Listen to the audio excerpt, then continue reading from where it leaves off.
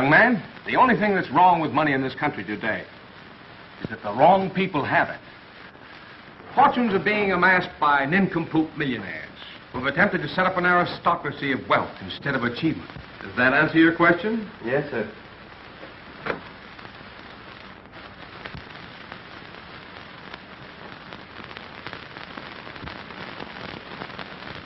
Oh, and while we're on the subject of nincompoop millionaires, it might be well to consider my plan for limiting the antics of their offspring by establishing a 90% inheritance tax.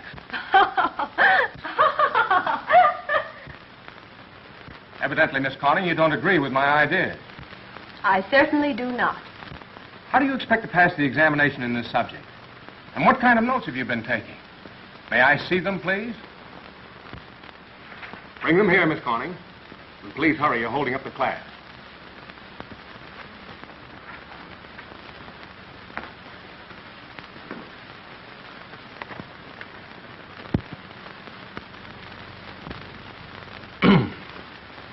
Thank you. You seem to have covered the subject completely. Maybe you have some ideas on what's wrong with conditions today. There is nothing wrong with conditions. It's the people. If they weren't too lazy, they'd go out and get a job.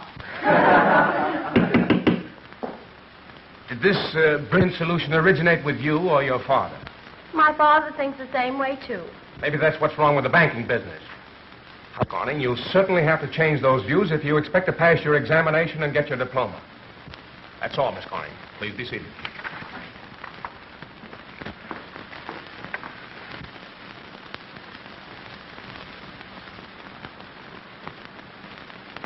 I won't allow you to make me the laughingstock of this campus just because I don't agree with your silly ideas on finance. My ideas on finance are the result of very careful study. And so are mine, plus experience. That's why I demand my credit for a diploma. What's a diploma to you? A mere whim. Maybe you'll be on the Riviera this summer, annexing some moth-eaten Balkan prince. Now, what were we talking about? My diploma. I must insist on your changing those marks. You must insist. The trouble with you, Miss Corning, is you have an exaggerated idea of your own importance, simply because everybody kowtows to you. I don't see you doing any kowtowing. And besides, is there anything wrong with me? Yes, there certainly is. You're what I'd call a campus menace. Menace? Yes, your influence on the young men of this university is demoralizing. How dare you? I don't mean what you mean. Just what do you mean? Well, young men in the classroom see a solution to the economic problem in you. What? Instead of marching progress through education, they figure they can end the depression by marching to the altar with you.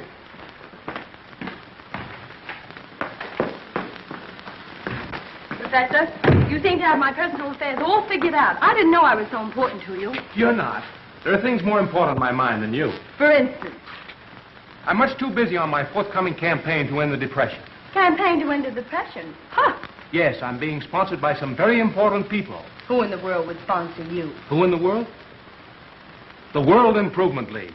I never heard of them. Well, there are a lot of things you've never heard of before. Excuse me. Professor Jones, there's something else I want to say to you.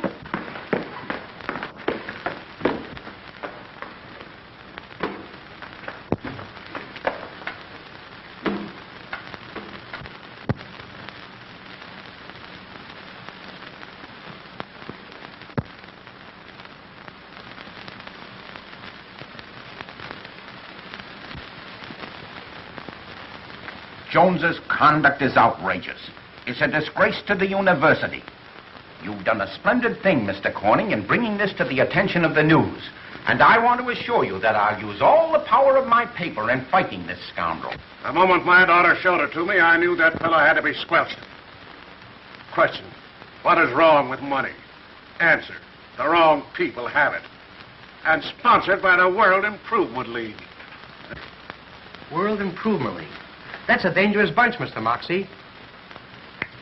I've got it. Russian secret system strikes at Pelton. Agents of the GPU at work.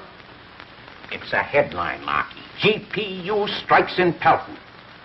Loyal campus queen leads students in protest.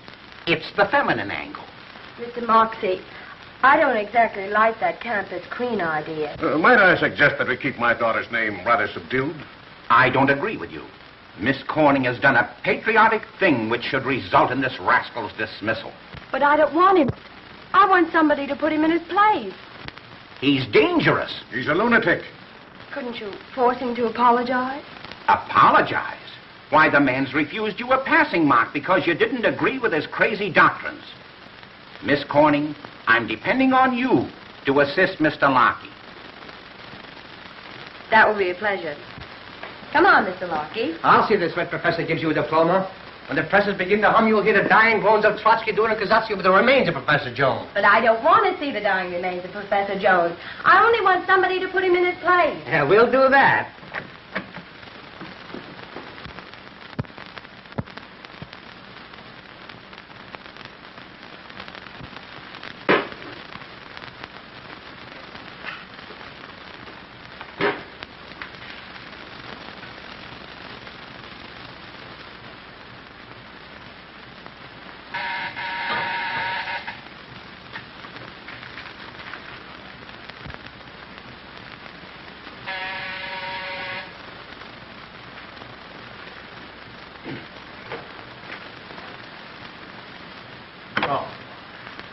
Good morning, Professor Adams. Good morning, Reggie.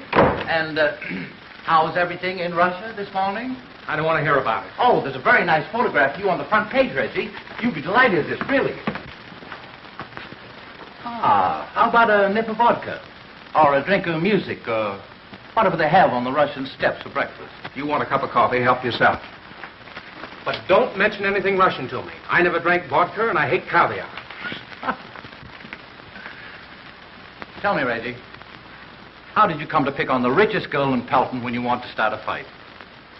Professor Adams, if you had to sit in front of that grinning face and expound your theories on finance, surplus, and distribution, you'd know what I've been up against. Did she disagree with you? Well, not in words. She just smiled and kept on smiling, with that sickening grin on her face. Like this. Oh, worse than that. When I mentioned what should be done with wealth, I thought the poor girl had some affliction of the face. Well, maybe she has ideas, too. You know, people with money generally do. When I marked her incorrect in class, she had the nerve to suggest that I should go and get some money and see if it changed my ideas. And that ended it, I suppose. Ended nothing. She began to stay after class, and then she got to walking home with me afternoon. Walking home with you? Sounds almost like a romance. Romance, blah. She just wanted to tell me what she thought of me and my ideas. Good old Jonesy. I bet she didn't make much headway with you. You were just wasting her time. And you were wasting your time when you got mixed up with this bunch of radicals. This World Improvement League. Who are they? Oh, just the World Improvement League. And who's at the head of it? Well, I'm the president. You're the president? Also the vice secretary, treasurer, sergeant-at-arms, and janitor. Oh, there isn't any league. I just made it up. You have a genius for getting into trouble. Well, I had to do something to look important. Reggie, you'd better apologize and give Miss Corning anything she wants. Just because her father happens to be a rich man who's helped endow this university? No. Just because you happen to be a poor professor who has no right to opinion. And if you want to eat this summer, you'd better pull in your horns and give this girl her diploma. I'd rather resign. Uh-huh. Look at this. Hey, Bill, come here. Grab a picture of this. This marks a spot. Secret meeting place of the GPU.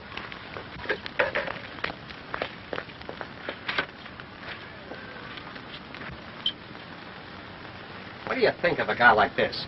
They give him a beautiful place like this, free to live in, and he bites the hand that feeds him. That's gratitude for you. All right, Jones, now come clean. I want a story out of you. That isn't Professor Jones. There he is. Hey, wait a minute. Trying to get away, hey? Well, the news wants a statement from you in full. Now, wait a minute. Where did you first meet this guy, Trotsky? I met Trotsky at a Russian dance. There was blood on the snow. But we danced because we just murdered another journalist. Stop it, Reggie. Wait a minute. He can't insult the press. Come on outside. He can't insult the Fourth Estate. I'll show you an estate right out here. Come on. Good morning, Professor. Nice day, isn't it? On the contrary, I just had a cable. It's raining in Russia. One moment, please. I represent the news. Self-satisfied, brainless, substituting money power for logic. How dare you? I'm referring to the news. Sounded personal, like something you said to me. Any slight observations I may have made to you while you were a member of my class were meant solely for the improvement of your mind. and have undoubtedly been wasted. Is that so? Why did you come here anyway? I came here on a matter of apology. Oh, so you're sorry now. Don't you think it's a little late after this underhanded assault on my character? I came here to give you a chance to apologize and explain your connection with this World Improvement League. I refuse to comment on the World Improvement League. You refuse to sever your connections with it? That's impossible.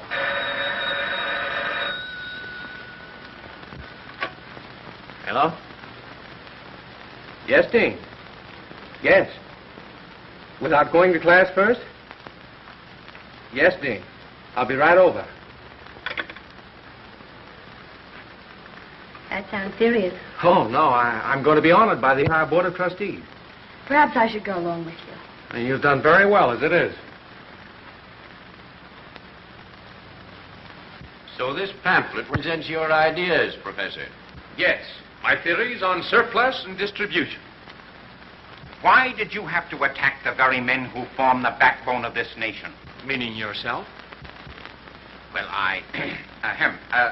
let us say, the things these gentlemen and I stand for. You gentlemen will have to mend your ways. The people are going to insist on it. Under the banner of the World Improvement League? Yes. Meantime, our so-called important men and millionaires are of very little importance in your opinion, Professor. You gentlemen will have to admit it's hardly an achievement today to get $1 million. Well, you should try it. Well, I wouldn't mind some time. No time like the present. And it's your own suggestion. It would be a very neat solution. Don't you think, gentlemen? Splendid. Nothing could be fairer. Does that mean I'm to be discharged for my opinions? Not at all. This university is a liberal institution. We merely encourage you to follow out your own ideas. When you return with $1 million, your post will be open. Meantime, you are on a leave of absence, without pay, of course. Good day. Thank you, gentlemen.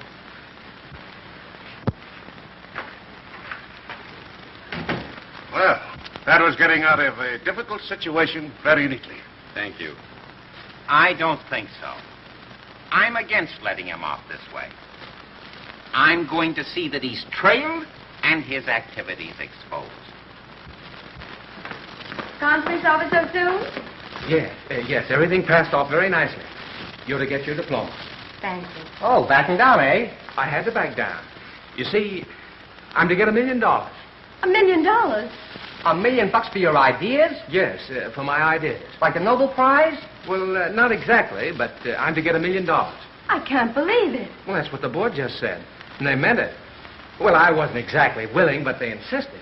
Oh, boy, what a story. The professor's plan ends the depression. Will you go right on teaching? No, I'm to go on a leave of absence. Travel a bit and see the country. Will you be gone long? Yes, quite a while, I guess. Well, goodbye, Miss Corning. Goodbye. Where will your address be, Professor? The Ritz.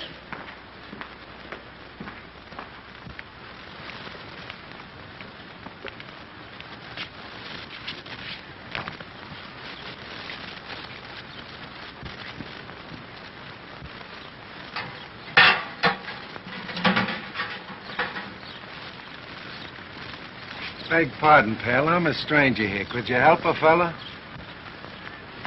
When are you going to quit being a stranger around here? Who, me? You got me wrong, pal. I gave you $1 yesterday. No. It was the day before yesterday. All right, Pete, I got you this time. What is it, officer? This man trying to panhandle you? Panhandle? We got orders to round them up.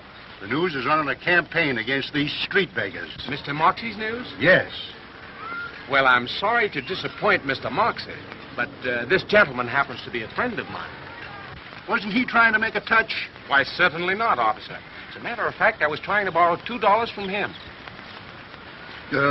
Sure he was, and I was just about to give it to him when you came along. Here you are. Thanks. Sorry, Professor. My mistake. That's all right. Thanks, pal. You're sure regular. Well, goodbye, Pete. Hey, Wait a minute. Where's my $2? I'll credit them to your account.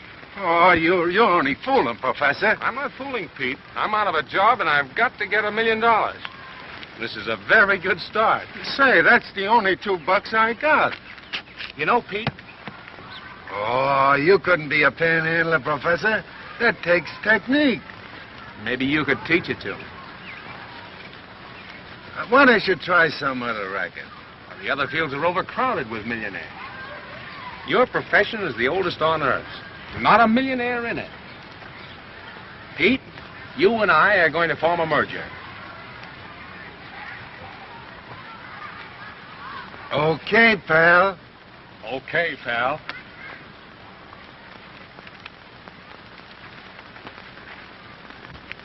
Now I'll explain how we work this racket. Here we are. Penny to gouge left this mark. It means easy up to a $50. So we have a little system in this after all. Sure. Now I'll show you what we call the Civil War Act. Get a load of this.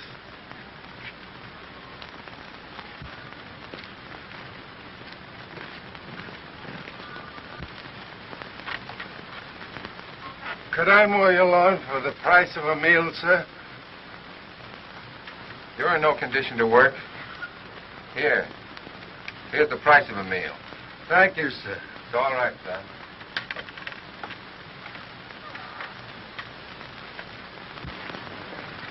No. Like this. Look. Put the elbow in, the pinky out. Now shake it. There you are. Now you got it.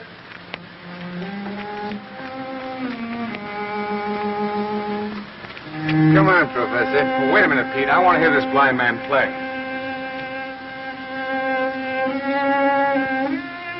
I'm afraid you have no soul for music, Pete. Why, this poor man's a genius. He should be playing in concert. Ixnay, pal. We're in the same racket. Hey, what's the matter, Pete? You trying to clear my act? Listen, Mooch, he's my pal.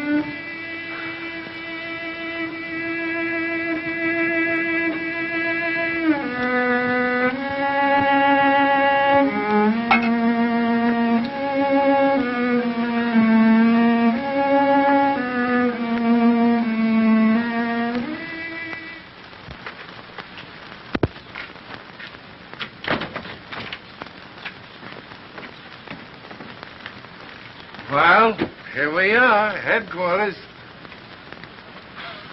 Hotel Fritz. That's funny. What's funny about it? I told a certain party I was going to stop at the Ritz. Oh, well, when you're under Fritz, this is the Ritz.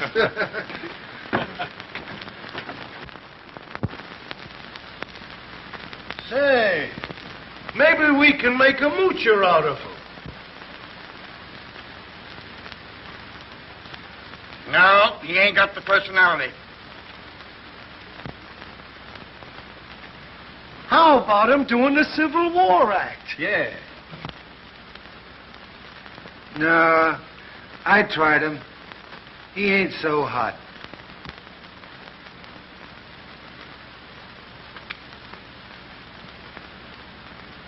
Just what are you good at, Professor? Why, theory of finance, history of banking, surplus and distribution. Oh, words to that effect.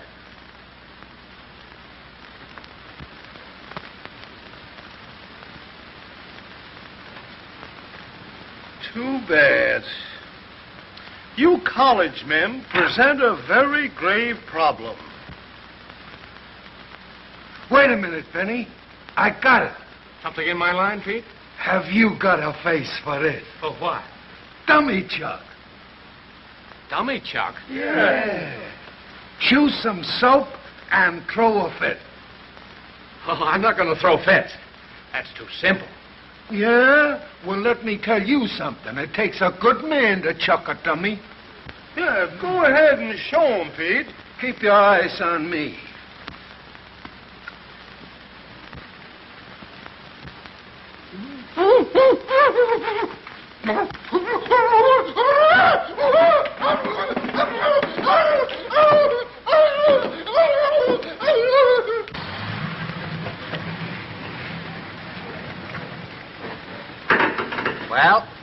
are.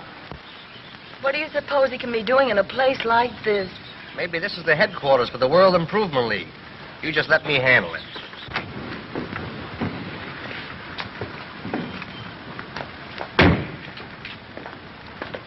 Do you think it's safe for me to go in here? You're with me, aren't you?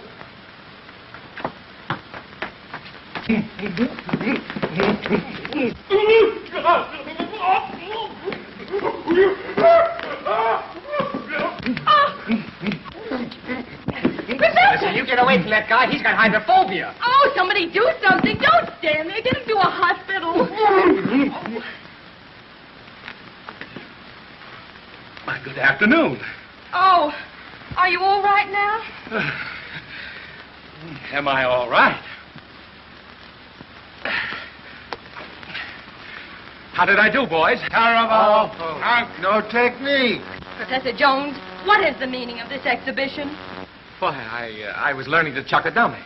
Is this another of your crazy ideas? Say, how about a little statement from you? Very simple. I'm to get $1 million, so I picked a wide-open profession. Huh. So you're going to turn panhandler, huh? Exactly. It's shameful. I thought you'd have more pride than to go begging for money. Well, why not? Everyone begs. Big business spends millions on billboards, newspapers, radio to beg the public. Please buy my coffee. Please buy my tea. Please, please. Try this and try that. It's all begging. Oh, that's different. They deal with the general public. And that's exactly what I'm going to do. Why, today there was $1 million in dribs and drabs passed out on the streets to beggars all over the country. At $1 a day, it would take you 1,000,000 days. Not if I can reach 1 million people a day, like big business. That's it. That's it. Advertise. Reach the power of the masses. Yeah. On a campaign, huh? I'm going to ask the people to make me a public millionaire to carry out my ideas. At $1 apiece, they'll never miss it. Public pen number 1. Say, that's a great idea. Oh, it's crazier than his ideas on finance. Come on, Pete. Where are we going? To make $1 million. Huh? Come on, we're going to see what he does. Oh, I don't care if I never see him again.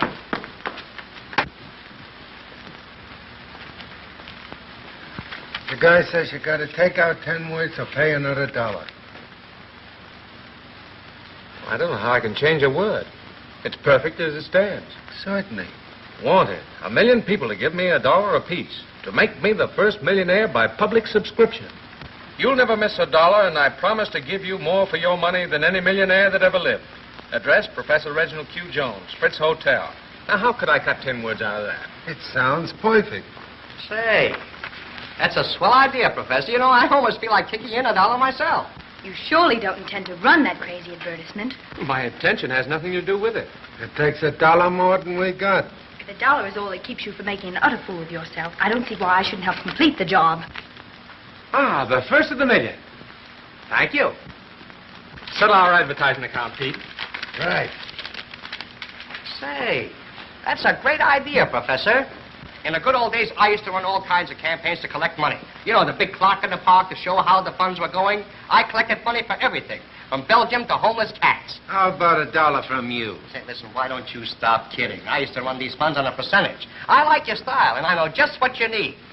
Only from now on, kind of ease up on associating with guys like this. Why, you... I'm not taking you in on this, Lockie. Don't you worry. From now on, it's in the bag. I'll do everything. You wait till Moxie hears about this. Oh, don't tell him. He hates me. He'll spoil everything. Come back, Lockie. Oh, I'd love to take a sock at that guy. Yes, I know just how you feel. And I hate to tell you what else he said about you, Chief. I tell you, that guy's a menace. From professor to panhandler. From public benefactor to public beggar. He knew all about finance in college, but now, when he's on his own resources, he can't do anything but beg for charity.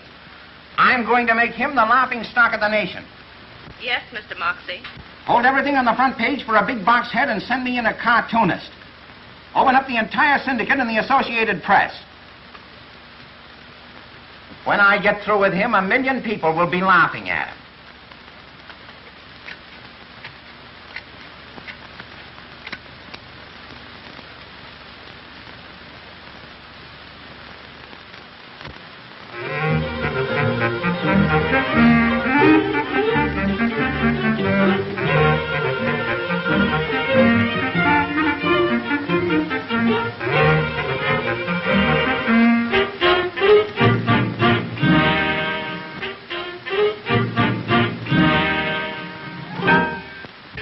Moxie says he's a radical. Well, I don't like Moxie. No. I'm going to send $1 to Jonesy. Me too. Here's a chance, girls, to catch a millionaire. All Professor Jones wants is $1 from 1,000,000 people, and he promises plenty. You know, I think he has a splendid idea. We'll both send him $1. You know, my dear, I don't like the way Moxie picks on this poor, jobless professor. We're going to send him $1. Is it romance? Girl who caused Jones to lose professorship gives first $1 to make him millionaire. What are you going to do about that? I'm going to have him arrested. He ought to be put in a lunatic asylum.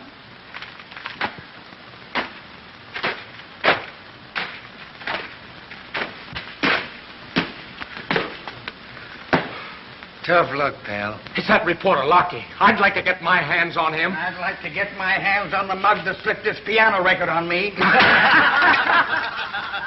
That guy thinks he's got troubles. Hey, Jones. Boy, congratulate me. I told you I'd fix it. You're made for life. Get away from me. Well, I let him have it. Hey, wait a minute. This guy's still hanging around here. Do me a favor. Send him on an errand, will you? I got a lot of business I want to talk over with you. I don't want to have a thing to do with you after this mess. Look at that.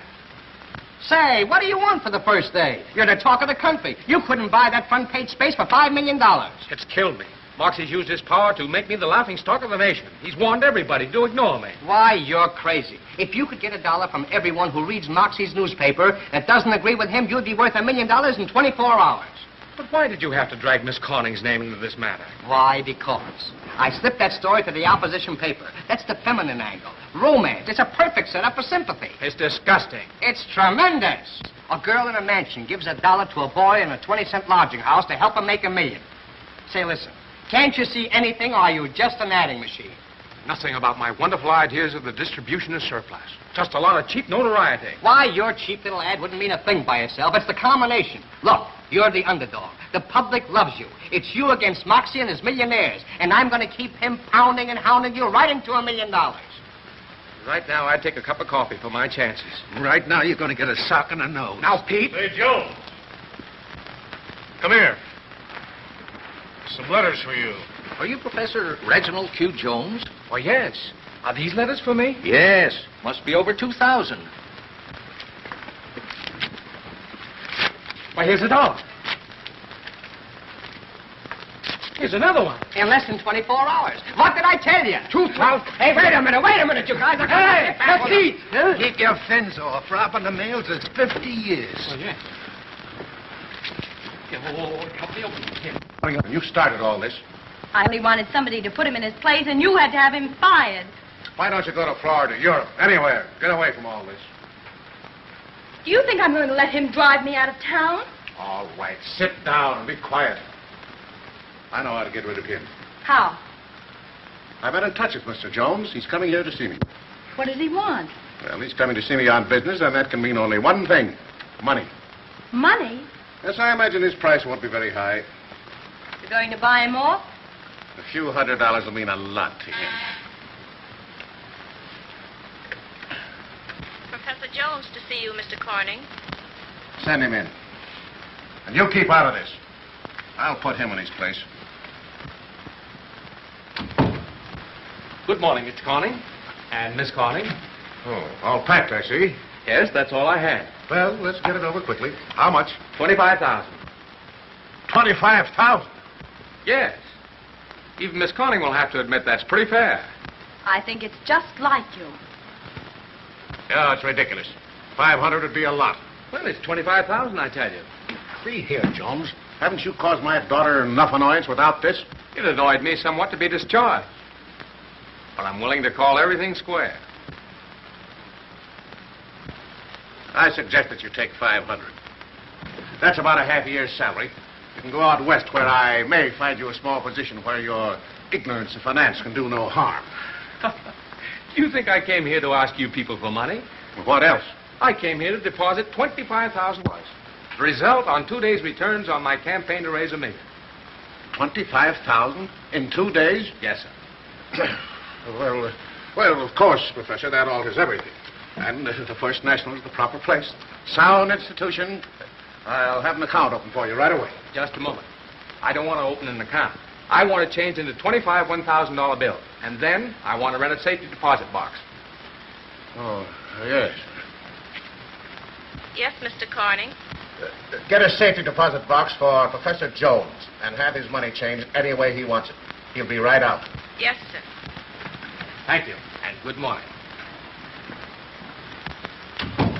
We certainly squelched him. We certainly put him in his place. He put himself in his place, right into the hands of the postal authorities. Yes, Mr. Corning. Get me Post Office Inspector Hurley. Yes, sir.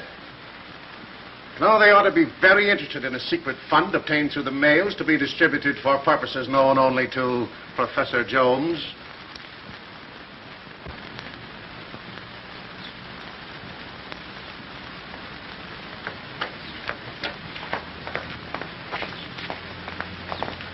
Hey, fellas, you're just in time. Look, grab yourself a flock of pictures and we'll spread this all over the front page.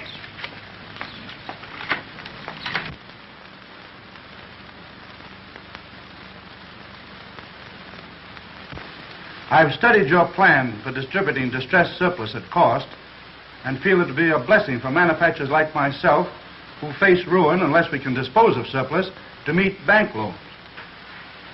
What is the actual labor and material cost of this to you, Mr. Travis? 90 cents. And the retail price? About $3. Well, if you leave this here as a sample, I'll see what I can do. Thank you, Professor. Good day, Mr. Travis. This'll kill you. From an old maid in Kankakee. She's got a surplus of love that needs distribution. Father.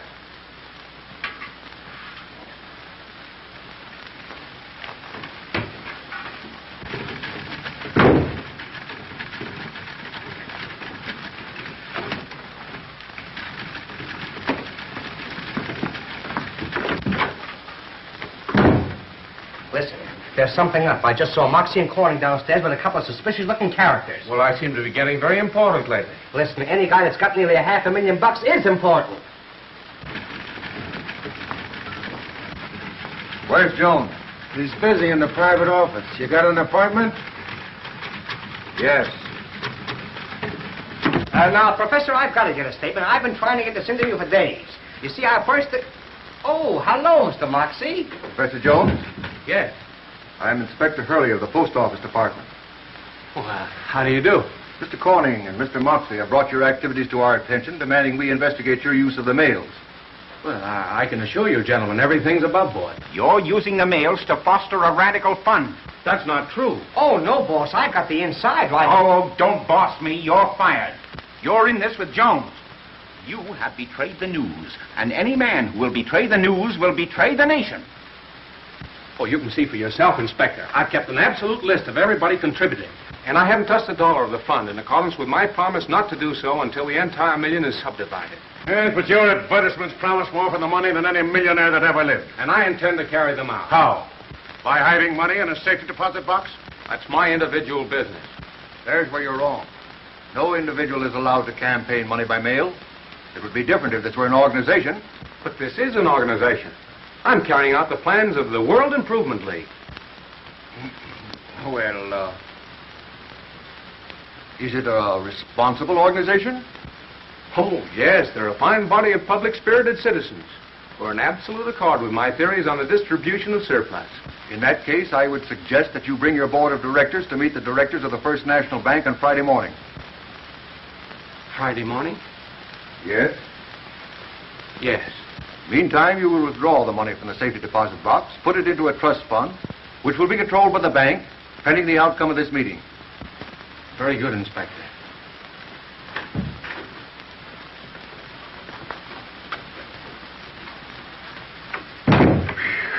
What's the matter?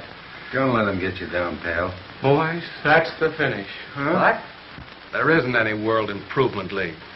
No? No. It's just a name I made up while I was at the university. To make people think I was important. There goes $500,000 right in the hands of the bankers. And we didn't even take cigarette money out of it. Well, We've got a lucrative profession still left, Pete. Wait a minute, pal. When the directors of the First National Bank gather around the festival board Friday morning, they're going to see the finest bunch of public-spirited citizens they ever saw in their life.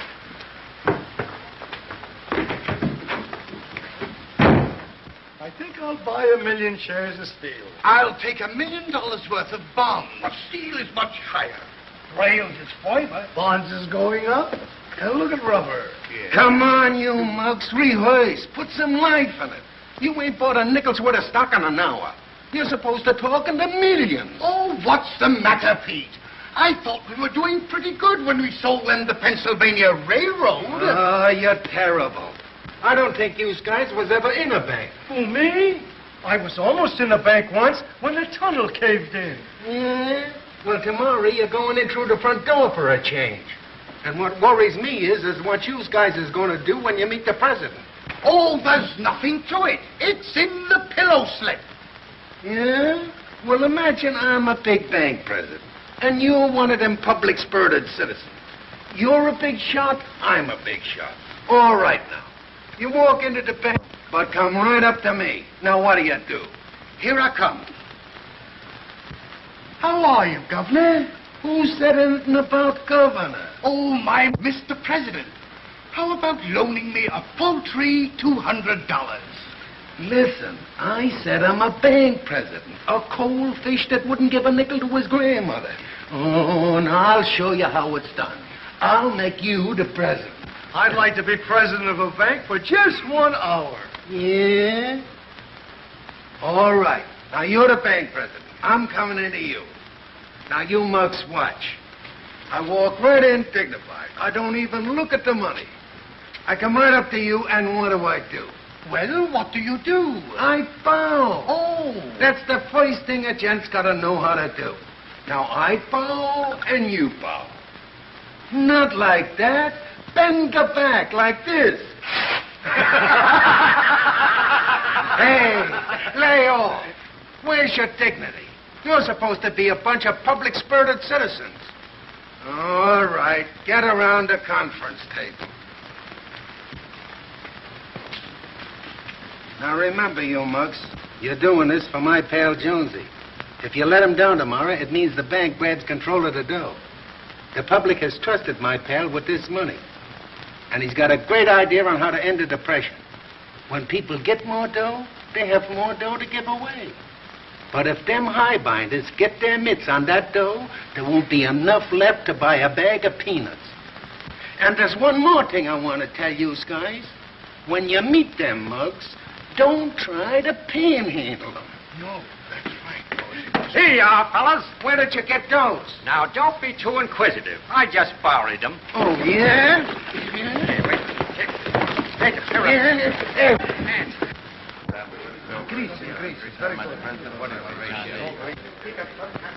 Well, Professor, your board seems to be getting along nicely. Oh, yes, they always do manage to get along. And no common stocks. In fact, I don't like anything common. I haven't met you. My name is Smith. How do you do, Mr. Smith? Glad to have met you.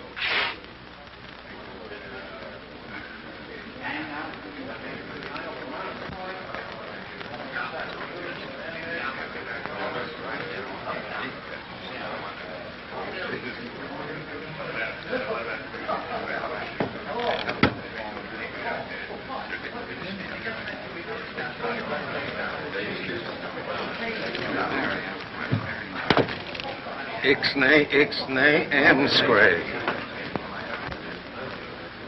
I beg pardon, Counselor. Our London delegate has forgotten his cigar case. Oh, that's too bad. It's all right. What kind of cigars do you smoke? Corona. Right. Thank you, Counselor. Oh, that's all right.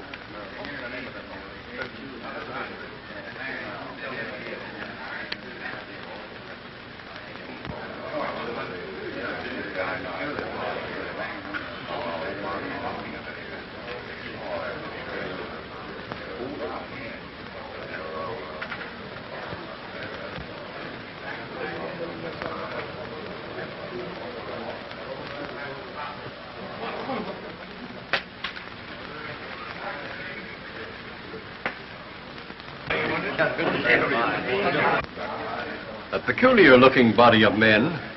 All these end-poverty advocates have that eccentric look. Too bad. I didn't know conditions were so bad in your country, Counselor. What a dirty dog. Your delegate from Greece was telling me of the terrible conditions in the food situation. Why, you didn't understand him. He don't talk good English. I'll speak to him in his mother tongue. Ixnay and scray, or I'll break your acne. He's a umche, ukase. And scray umbe. Okie dokie. I knew you didn't understand. You see, he wants to put the entire funds of his government in your bank. Well, I'll be delighted. Thank you, Counselor.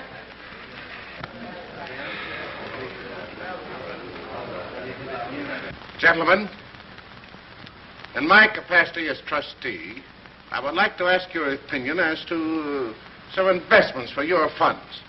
Now, first, let us consider the Eastern and Western Railway. Why, I don't like Eastern and Western. Well, why not? What's wrong with Eastern and Western Railway? Well, the road bed's no good. The ties are coming loose. Have you inspected the road recently? Every foot of it. Now, take the fancy. Now, there's the railway. I agree with the gentleman. We should buy Pennsylvania. All in favor? Aye. Certainly. And now, gentlemen, we come to the copper situation. Mr. Hawkins, what is your opinion of coppers? I don't want anything to do with coppers. You consider them unreliable? Well, I'd rather not take a chance with them. Those are my sentiments exactly. Righto. I don't like coppers myself. I suggest we avoid them entirely and take up the silver situation.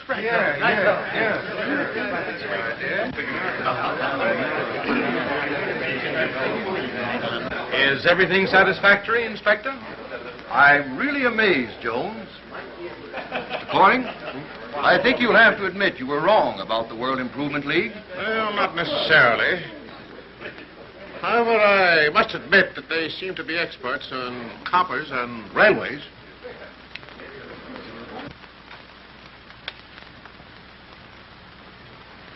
Well, if it isn't Miss Corning. Late again, just like the first time. But don't you worry about it. I got all the details, and you and I will write up together for the news. How's that? I had an idea you were fired. Fired? Oh, me? Good old Moxie fired? No, say, he and I are like that. See that? That's me. Now, wait a minute. I wouldn't go in there if I were you. There's a very important meeting in there. You know, all the big shots. They might not like that. The World Improvement League? Yes. I'm really curious to see a fine body of public-spirited citizens who would approve Professor Jones's idea. Oh, now, wait a minute.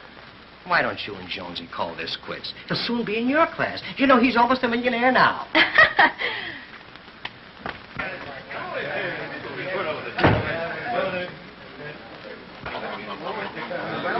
And worked it up to 100. I do you.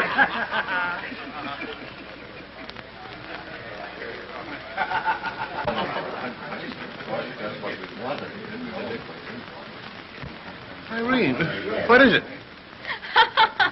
Are these the members of the World Improvement League? Oh, yes. What's funny about it? They're a bunch of panhandlers. How do you know? I saw them the other day.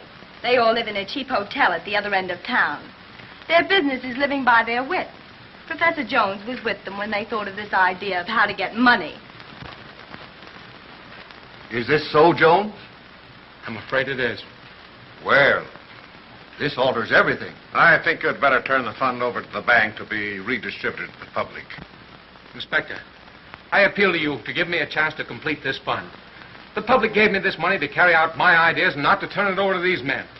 We see money and its uses in a different way. They represent possession, privilege, power. Well, there's something wrong with their ideas, and men like myself want a chance to try something different. Another brain trustee. Out of my way, I've been contaminated. What an insult. I'm going to recommend that this fund be impounded. This money was contributed on consideration of what you would do if you had $1 million. And you're short of that mark. But I can get this million if you'll only give me leeway to operate. I'll allow you 15 days. If at the end of that time the fund is not completed, I will order it distributed back to the public through the bank. Thank you.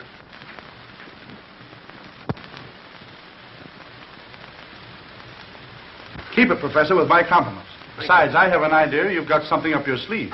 They ain't stopped us yet. The professor's got a chance to talk on the radio. Nouveau toothpaste. Nervo toothpaste? Rub it in your gums, it penetrates the nerves, it pacifies. You never get nervous with Nouveau. Yes, I've been in communication with the Nervo people. They seem to think it a good idea to put me and my associates on the radio as an example of how much nerve you can have if you use Nervo. Splendid. It's a chance to work in an appeal to 15 million listeners. If I can get in on that hour, I'll complete this fund. Best of luck to you, Professor, and I'll keep in touch with you. Thank you. Thank you. Bye. Say, this is a swell gag. If we had some ham, we could have some ham and eggs if we had some eggs. There's a funny one. You'll never get on the radio with jokes like that. No? Well, listen to this one. I had an accident today. I threw a cigarette out of a second-story window. And how was that an accident? I forgot to let go of the cigarette. Well, I'm glad you guys have got something to laugh about. Any word yet? Yeah, I just came from the bank. It's full of clerks running up a lot of expenses and only one sack of mail. Nothing from the Nervo company? No, but Corning promised he'd let me know just as soon as anything came. Well, they promised to advance me $1,000 expense money to bring the boys to Chicago. Yeah.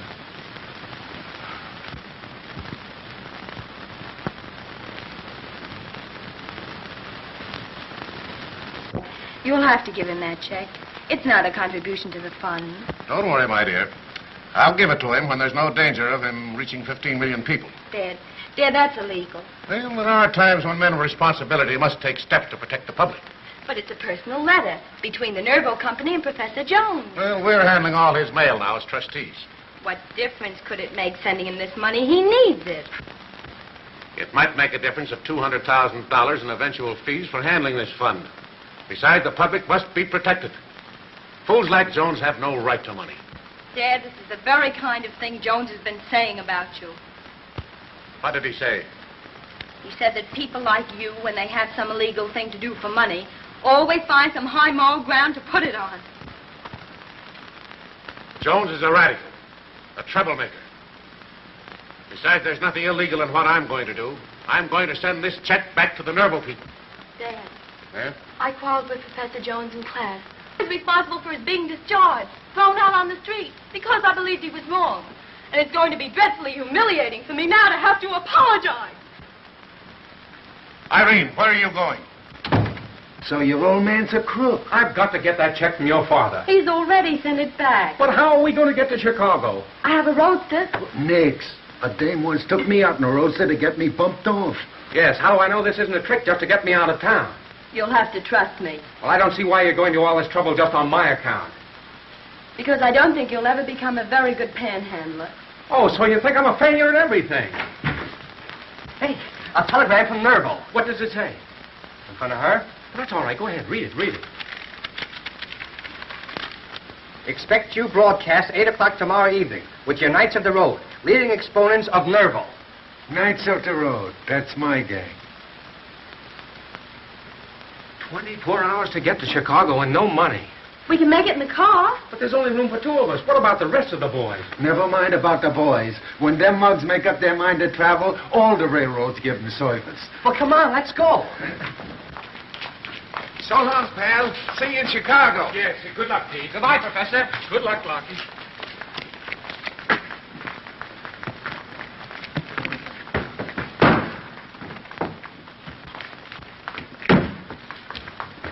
It's Dad. Hurry.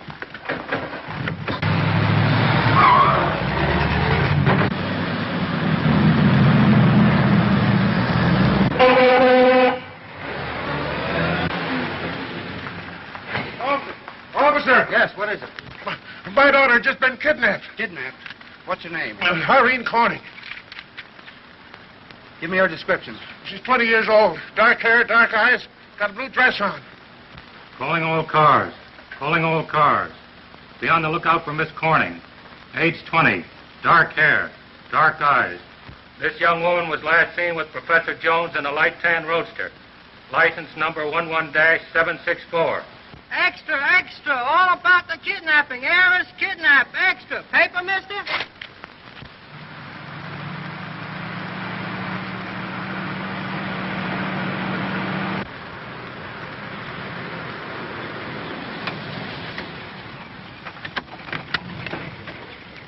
Well, I guess we lost him.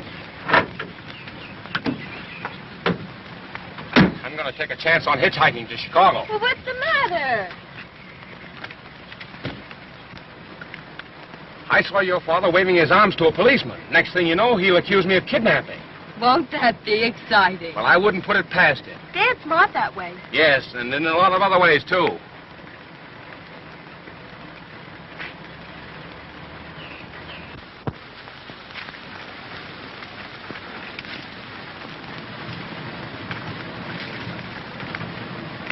Want to live, mister? Why don't you go back home? I wouldn't pick up just any man on the road, but you've got a nice, kind face. Will you let me alone? Ever since I've known you, I've had nothing but trouble. And that's nothing to what will happen if you don't get in this car. Nothing more could happen. Oh, yes, there is. If you don't get in this car, I'll tell them you did kidnap me. Oh, you wouldn't do that. I'm going to get you to that broadcast if it's the last thing I do. Reggie. Huh? That's your name, isn't it? I mean your human name, if you've got one. Looks like I'm being the one that's kidnapped.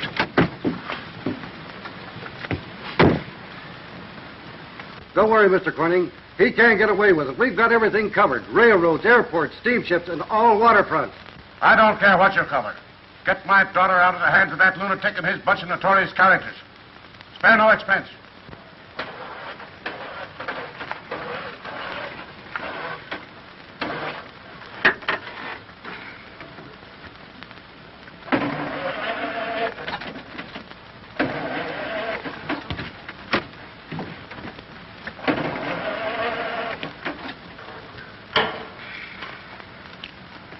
We're out of gas. Well, let's get some. Have you got any money?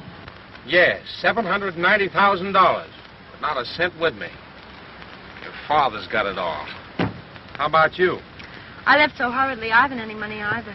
Oh, that's nice of you. Leaving me high and dry in the middle of nowhere. Oh, why should I do that? Well, I can't understand unless you enjoy getting me into trouble. Try to get yourself out for once.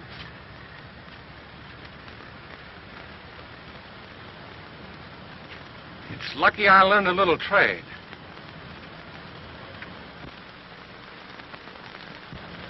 There's a house over there. Get a load of this. What's happened to your hand? That's what we call the Civil War Act. No man would make me mow lawn with a hand like this.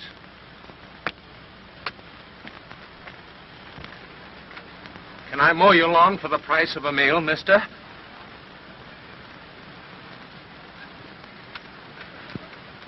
You certainly can.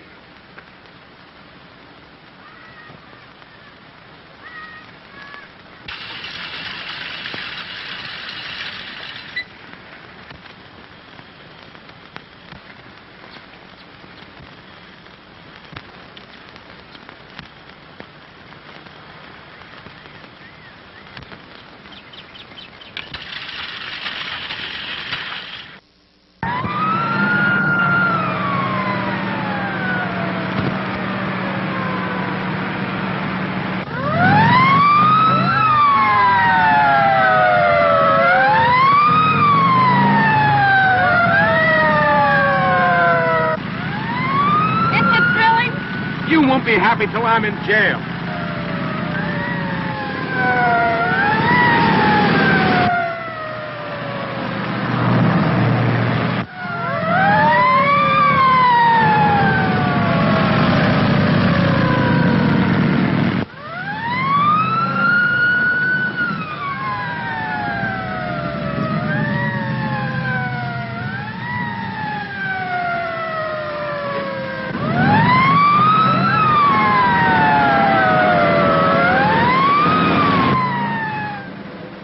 Reggie, I've never had so much excitement in all my life. I don't know why I ever let you talk me into this.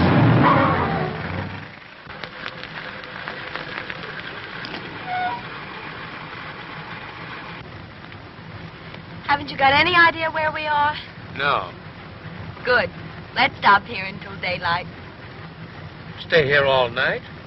Well, why not? We've spent half the night in the car already. It isn't right. I feel perfectly safe with you. Huh? Well, why shouldn't you? I suppose it's because I'm not attractive to you. Yes, maybe that's it. Why don't you relax?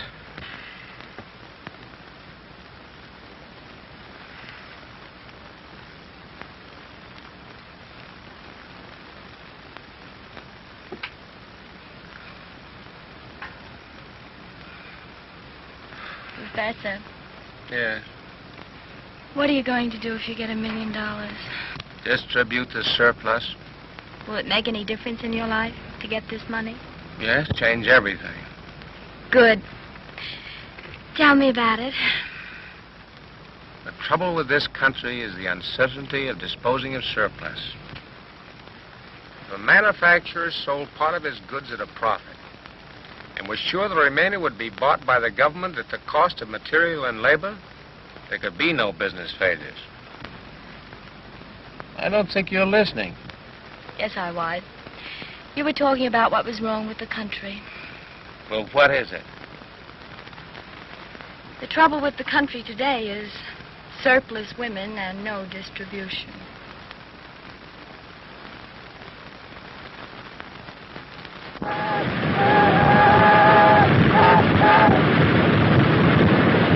But I insist. I had berth 7 or 9. I don't know which, but I lost my ticket. Silence! What is this? A cattle car?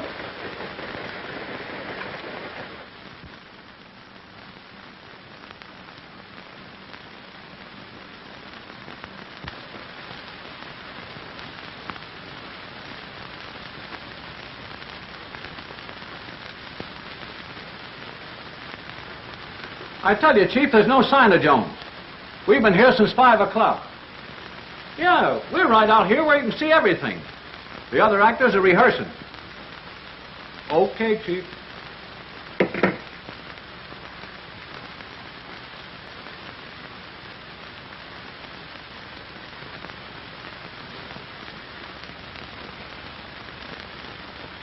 Hallelujah, I'm a bum. Hallelujah, bum again. Hallelujah, give us a hand out. Give us a pie. Oh, give us a... Hey, I thought you told me you could sing. I could sing like a canary if them cops wasn't watching us. Oh, shut up. They can't hear us. Huh? All right, boys, we go on the air in 5 minutes. You come on after I finish my announcement. Okie doke. Oh, thank you.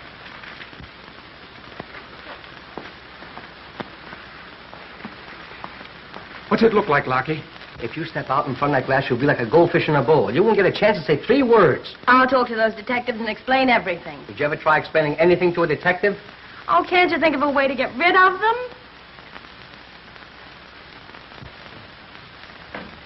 I got it. Huh? What? Now, that's thinking fast, Pete. Listen, you go on out there and make this the performance of your life. Come on, go ahead.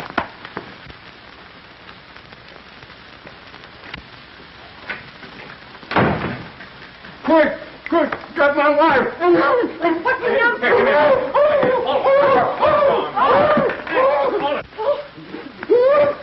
Stand back! Stand back! Get in there! And now for the biggest event in the history of Nervo, the famous Professor Jones, whose appeal over this station we hope will complete his fund to distribute the wealth. Don't let him bite you back!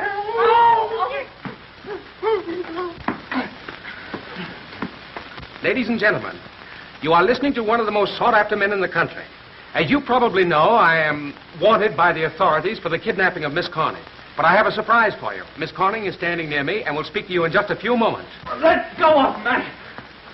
Let go of Matt. He'll run down like a clock. Meantime, folks, I appeal to you to send me $1 to help complete a fund that is already 4/5 subscribed.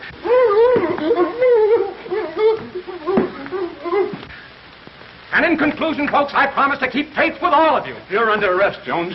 You can't arrest him. I wasn't kidnapped. Come on.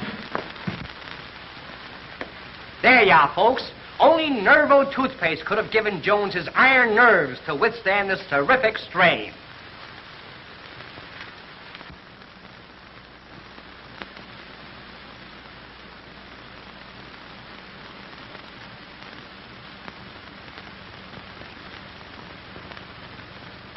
Here, take those down to the express office. Get them right off, will you?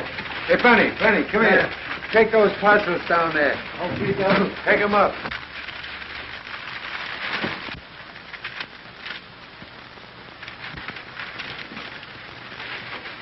Everyone who gave me $1 received some article worth up to $3. And each manufacturer received ready cash to pay off his obligations. Well, it was just a demonstration to show it could be done. I thank you for your support. Good luck, Professor. Thank you. Lots of it to you, sir. Thank you.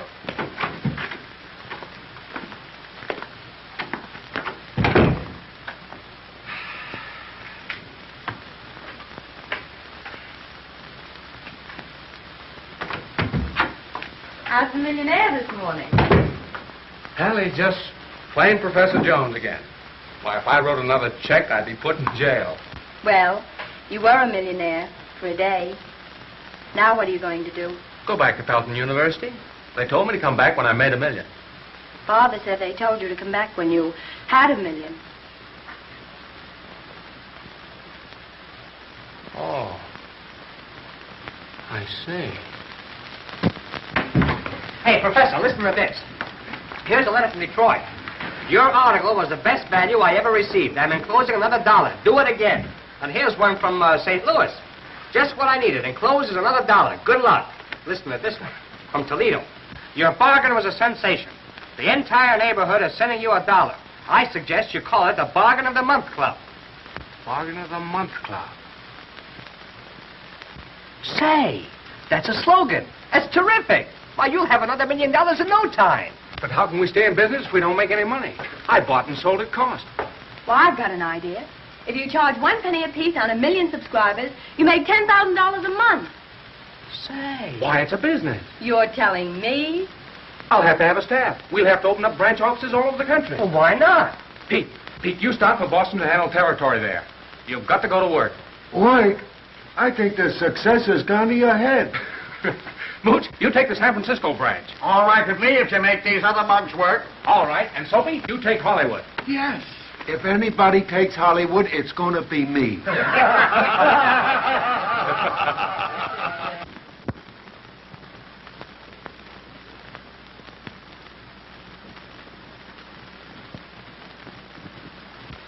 So this is your new office. Yes. How do you like it? Oh, it's beautiful. You see, my theory on surplus and distribution was right. Seeing you're so successful, I'm going to open an office myself. You are? What for? To distribute surplus women. We're just coming to that. Reggie.